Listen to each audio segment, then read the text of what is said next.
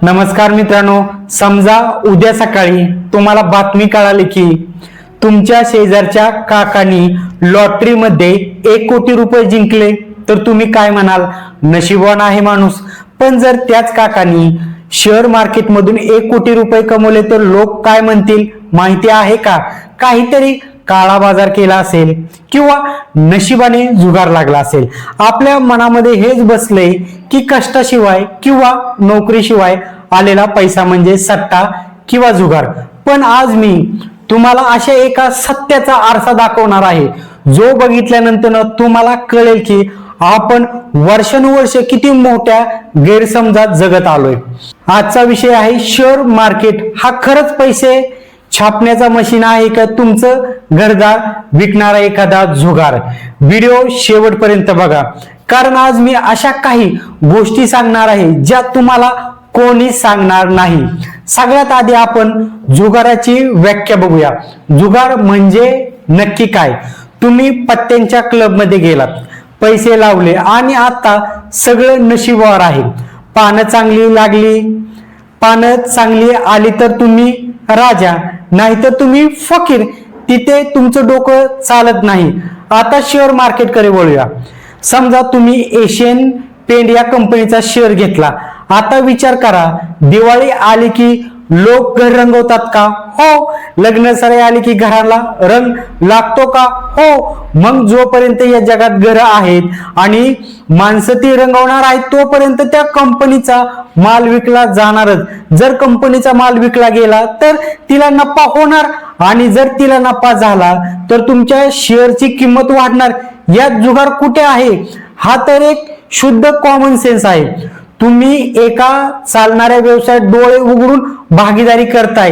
याला गुंतवणूक म्हणतात, सट्टा नाही. मग लोक रडतात का? त्याचं कारण आहे आपली रातोरात होण्याची हाव.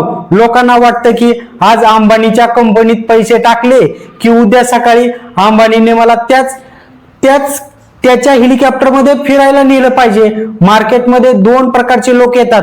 एक जे हळूवार श्रीमंत बनायला येतात आणि दुसरे जे टिप्स शोधत येतात. टीव्हीवर कोणीतरी म्हणाले की हा शेअर्स घ्या, व्हॉट्सअपवर मेसेज आला की हा शेअर्स पळणार, की लोक डोळे झाकून पैसे लावतात. मित्रांनो, जेव्हा तुम्ही अभ्यास न करता कोणाच्या तरी सांगण्यावरून पैसे लावता तेव्हा तो शेअर मार्केटचा दोष नसतो, तर तो तुमचा स्वतःचा जुगार असतो. विना हेल्मेट गाडी चालवली तर अपघात झाला तर तुम्ही रस्त्याला दोष देता का? नाही ना. मग शेअर मार्केटला का देता? आता तुम्हाला सोशल मीडियावर असे खूप लोक दिसतील जे लॅपटॉप समोर बसून महागड्या गाड्यामधून फिरताना दिसतात आणि म्हणतात की मी एका तासात 50,000 रुपये कमवले. याला म्हणतात इंट्राडे ट्रेडिंग. सामान्य माणसाला हेच बघून वाटतं की हा तर खूप सोपा पैसा आहे. पण लक्षात ठेवा मित्रांनो, ट्रेडिंग ही एक अशी कला आहे जी शिकायला वर्ष लागतात. जे लोक न शिकता स्क्रीन समोर बसतात ते जुगारच खेळत असतात. 90% लोक इथेच पैसे घालवतात. पण जे लोक इन्व्हेस्टमेंट करतात म्हणजे चांगल्या शेअर्स घेऊन वर्षानुवर्ष शांत बसतात, ते कधीच तोट्यात जात नाहीत. शेअर मार्केटमध्ये पैसा हा डोके चालवण्यापेक्षा जास्त संयम राखल्यामुळे मिळतो. ज्याच्याकडे पेशन्स आहे त्यांच्याकडे हे मार्केट सोन्याची अंडी देणारी कोंबडी आहे. तुम्ही म्हणाल, दादा मार्केट पडलं तर? अरे भाऊ, मार्केट पडलं तर ती खरेदी करण्याची संधी असते. जेव्हा भाजी मंडईत टोमॅटो स्वस्त होतात तेव्हा आपण जास्त घेतो ना. मग शेअर मार्केटमध्ये शेअर स्वस्त झाली की लोक घाबरून पळतात का? उलट अशा वेळी अजून खरेदी करण्याची संधी असते. शेअर मार्केटमध्ये यशस्वी होण्याचे 3 सुवर्ण नियम तुम्हाला सांगतो, ते लिहून ठेवा. पहिला, कधीही कोणचं कर्ज काढून मार्केटमध्ये येऊ नका. दुसरं, तुमचं एकूण पगाराच्या 10 ते 20% रक्कम गुंतवा. आणि तिसरं, शेअर मार्केटला पैसे डबल करण्याची स्कीम समजू नका, तर त्याला एक व्यवसाय समजा. तर शेवटी एवढंच म्हणेल, शेअर मार्केट हा जुगार त्यांच्यासाठी आहे ज्यांना मेहनत करायची नाही आणि अभ्यास करायचा नाही.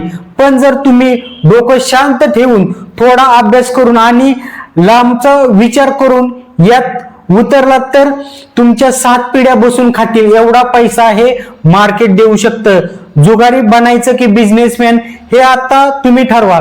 जर तुम्हाला हा व्हिडिओ माहितीपूर्ण वाटला असेल तर लाईक करायला आणि सबस्क्राईब करायला अजिबात विसरू नका।